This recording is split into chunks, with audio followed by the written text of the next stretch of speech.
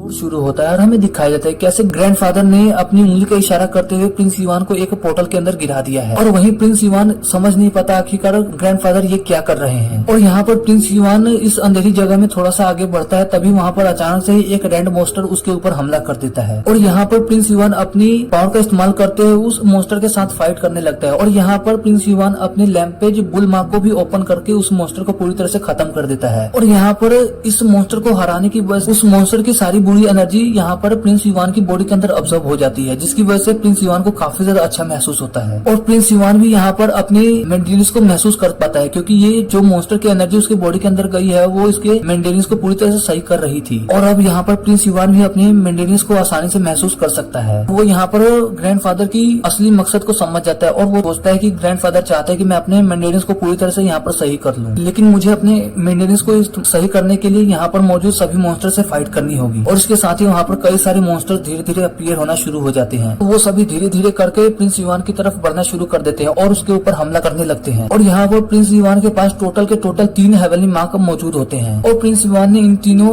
Heavenly mark का इस्तेमाल कर यहाँ पर आधे से ज्यादा मॉन्स्टर्स को पूरी तरह से खत्म कर दिया था। और यहाँ पर वो इतनी ज्यादा फाइट करने के बावजूद भी वो काफी ज्यादा एग्जॉस्ट हो जाता है, जिसकी वजह से वो यहाँ पर धीरे जमीन की तरफ गिरने लगता है। और प्रिंस इवान यहाँ पर एक जमीन पे खड़ा होते हुए सोचता है कि आखिरकार उसके ये हेवनली मार्क ज्यादा से ज्यादा 3 मिनट तक चलते हैं, उसे कुछ न कुछ यहाँ पर करना ही होगा। प्रिंस इवान अभी ये सोच ही रहा होता है, तभी उसकी नजर उन सभी मॉन्स्टर्स पे पड़ती है और वो सभी मॉन्स्टर्स कंबाइन होकर एक बड़े से रेड पाइथन के अंदर बदल जाते हैं। और वो रेड पाइथन सीधे ही प्रिंस इवान की तरफ बढ़ रहा होता है, उसकी तरफ हमला करने के लिए। और प्रिंस इवान भी वहाँ पर जमीन से जंप लगाते हुए तुरंत ही हवा में आते हुए लैम्पेज बुल मार्क का इस्तेमाल कर उस बड़े से पाइथन के ऊपर हमला कर देता है। और यहाँ पर उस पाइथन को पूरी तरह से हराने के बाद वहाँ पर उस पाइथन की रेड एनर्जी थी वो पूरी तरह से प्रिंस इवान की बॉडी के अंदर एंटर होना शुरू हो जाती है। ये एनर्जी इतनी ज्यादा खतरनाक होती है कि प्रिंस इवान को इसको ऑब्जर्व करने में काफी ज्यादा दिक्कत हो रही होती है। प्रिंस इवान को तो यहाँ पर लगता है कि आखिरकार वो मर ही जाएगा और धीरे धीरे उसकी आंखें बंद होने लगती हैं। इसके साथ ही प्रिंस इवान के सामने अचानक ही उसकी मदर की तस्वीर आने लगती है और उसके जितने भी करीबी हैं उन सभी की मौत उसके सामने दिखाई देती है। और इसके साथ ही प्रिंस इवान काफी ज्यादा गुस्सा होते हुए कहते हैं कि चाहे कुछ भी हो जाए मैं यहाँ पर हार नहीं मान सकता। और प्रिंस इवान यहाँ पर जोर से चिल्लाते हुए कहता है कि मैं बहुत सारे लोगों की परवाह करता हूँ, जिनकी जान बचाने के लिए मैं यहाँ पर मौत एंड लाइफ एंड डेथ की सिचुएशन से भी कई बार गुजर सकता हूँ। और इतना सब होने के बावजूद भी प्रिंस इवान पूरी तरह से उस रेड एनर्जी को ऑब्जर्व करने लगता है और उसके ऊपर काबू करने लगता है, जिसकी वजह से वहाँ पर काफी ज्यादा लाइटनिंग चमकने लगती है। और यहाँ पर हमें पता चलता है कि प्रिंस इवान के मेंटेनेंस धीरे धीरे एक्टिवेट हो रहे हैं। और इसके बाद प्रिंस इवान की जैसे ही आंखें खुलती हैं तो वो वापस से उस दुनिया में आ चुका होता है जहाँ पर उसे एक ग्रैंडफादर और मिस याओ मिली होती है। प्रिंस इवान काफी ज्यादा हैरान होते हुए पूछता है कि आखिरकार ये सब क्या था। और वहीं पर ग्रैंडफादर तुरंत ही प्रिंस इवान के पास आते हैं और पूछते हैं कि तुम्हें अपनी बॉडी के अंदर कुछ महसूस हो रहा है? पता नहीं, मुझे ऐसा क्यों लग रहा है कि तुम्हारे मेंटेनेंस पूरी तरह से ठीक हो चुके हैं। और ग्रैंडफादर की ये सारी बात सुनकर प्रिंस इवान भी तुरंत ही अपनी बॉडी के अंदर चेक करता है और उससे पता चलता है कि उसके बॉडी के अंदर अब 8 की 8 मेंटेनेंस पूरी तरह से आ चुके हैं। और ये सब जानकर वो काफी ज्यादा खुश हो जाता है और वहाँ पर तुरंत ही प्रैक्टिस करने लगता है। यहाँ पर ग्रैंडफादर प्रिंस इवान को ये बात बताते हुए कहते हैं कि जब तुम पैदा हुए थे तभी तुम्हारे 8 के 8 मेंटेनेंस पूरी तरह से एक्टिवेट थे, लेकिन बचपन में जो तुम्हारे साथ हादसा हुआ जिसकी वजह से तुम्हारे 8 के 8 मेंटेनेंस पूरी तरह से क्लोज हो गए और तुम्हारी बॉडी के अंदर से डिसअपियर हो गए। और वो सभी मेंटेनेंस तुम्हारी बॉडी के अंदर इतनी ज्यादा अंदर तक छिप गए कि तुम्हें अपने बॉडी के अंदर लग ही नहीं रहा था कि तुम्हारे पास मेंटेनेंस है। और यहाँ पर ग्रैंडफादर प्रिंस इवान को ये बात बताते हैं कि तुम अभी जिस टेस्ट से गुजरे हो उसमें तुम्हारी ऑलमोस्ट मौत होने ही वाली थी, लेकिन तुमने किसी भी तरह से उस मुश्किल सिचुएशन में अपने आप पे काबू किया और उस एविल एनर्जी को कंट्रोल कर लिया। और ग्रैंडफादर की ये सारी बातें सुनकर प्रिंस इवान कहता है कि मुझे ताकतवर होने के लिए यदि मौत से भी गुजरना पड़ेगा तो मैं इसके लिए पूरी तरह से तैयार हूँ। प्रिंस इवान के मुंह से ये सारी बात सुनकर ग्रैंडफादर काफी ज्यादा खुश हो जाते हैं। वो प्रिंस इवान से बताते हुए कहते हैं कि तुम्हारे 8 के 8 मेंटेनेंस पूरी तरह से अब ब्लॉक हो चुके हैं, इसलिए अब तुम्हें पूरी तरह से मेहनत करके दोबारा से उन सभी मेंटेनेंस को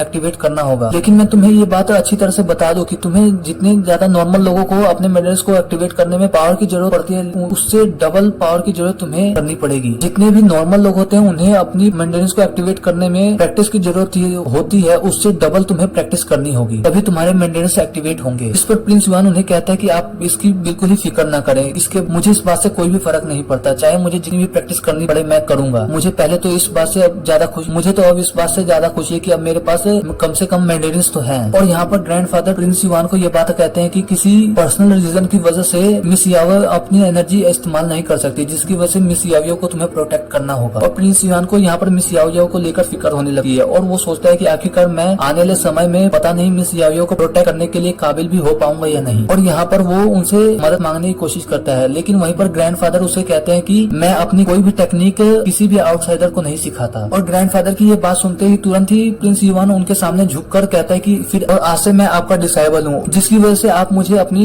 इनहेरिटेंस पास कर सके हैं। और प्रिंस इवान की ये बात सुनकर ग्रैंडफादर काफी ज्यादा खुश हो जाते हैं और कहते हैं कि तुम सच में काफी ज्यादा समझदार हो, चलो अब खड़े हो जाओ और किस्मत मुझे तुमसे मिलाया है, जिसकी वजह से मुझे अपनी पावर तुम्हें देनी ही होगी। और इतना कहते ही ग्रैंडफादर की जितनी भी टेक्निक्स एंड सीक्रेट टेक्निक्स होती हैं वो सभी धीरे धीरे करके प्रिंस इवान की बॉडी के अंदर ट्रांसफर होना शुरू हो जाती है। और यहाँ पर ग्रैंडफादर प्रिंस इवान को ये बात कहते हैं कि इन सभी टेक्निक्स को सीखने से पहले तुम्हें अपने 8 के 8 मेंटेनेंस को पूरी तरह से एक्टिवेट करना होगा, लेकिन इन सभी में से एक ऐसी टेक्निक है जिसे तुम शुरू में भी सीख सकते हो, जिसका नाम ड्रैगन ब्रेथ टेक्निक है। और ये टेक्निक तुम्हें 8 मेंटेनेंस को ओपन करने में तुम्हारी मदद करेगी। और ग्रैंडफादर प्रिंस इवान से कहते हैं तुम जब फाइट कर रहे थे तो मैंने देखा कि तुम्हारे पास हेवनली मार्क भी है, क्या तुम्हें हेवनली मार्क्स में भी दिलचस्पी है? और ग्रैंडफादर के मुंह से ये बात सुनकर प्रिंस इवान काफी ज्यादा खुश होता है और कहते हैं कि हाँ, मुझे हेवनली मार्क्स में काफी ज्यादा दिलचस्पी है। इतना सुनते ही ग्रैंडफादर प्रिंस इवान के बॉडी के अंदर एक और टेक्निक पास कर देते हैं, जिसका नाम chaos divine hint appreciation method. और ये मेथड प्रिंस इवान की बहुत ज्यादा मदद करेगा, क्योंकि जिसकी वजह से वो अपने 8 के 8 मेंटेनेंस को आसानी से ओपन कर सकता है। ये सारी टेक्निक्स को पास आउट करने के बाद ग्रैंडफादर प्रिंस इवान को एक ब्रश भी पकड़ा देते हैं, जिसका नाम तियान मुआन ब्रश होता है, क्योंकि प्रिंस इवान अब ग्रैंडफादर का पूरी तरह से डिसेबल बन चुका है, जिसकी वजह से ग्रैंडफादर की तरफ से प्रिंस इवान की तरफ ये एक छोटा सा गिफ्ट था। प्रिंस इवान इस ब्रश को पाकर काफी ज्यादा खुश था, क्योंकि उसे इस ब्रश के बारे में पता था कि ये एक गॉड कल्टीवेटर लेवल का एक ब्रश है और उस गॉड कल्टीवेटर की कहानियां पूरी तरह से यूनिवर्स में मौजूद हैं और प्रिंस इवान ने भी उसके बारे में सुन रखा है। ग्रैंडफादर प्रिंस इवान को ये बात बताते हैं कि जब वो कल्टीवेटर यहाँ पर फाइट में मारा गया तो उसका ये ब्रश मुझे मिला, जो कि मैं अब तुम्हें दे रहा हूँ। और इसके साथ ही हमारा ये एपिसोड यहीं पे खत्म हो जाता है।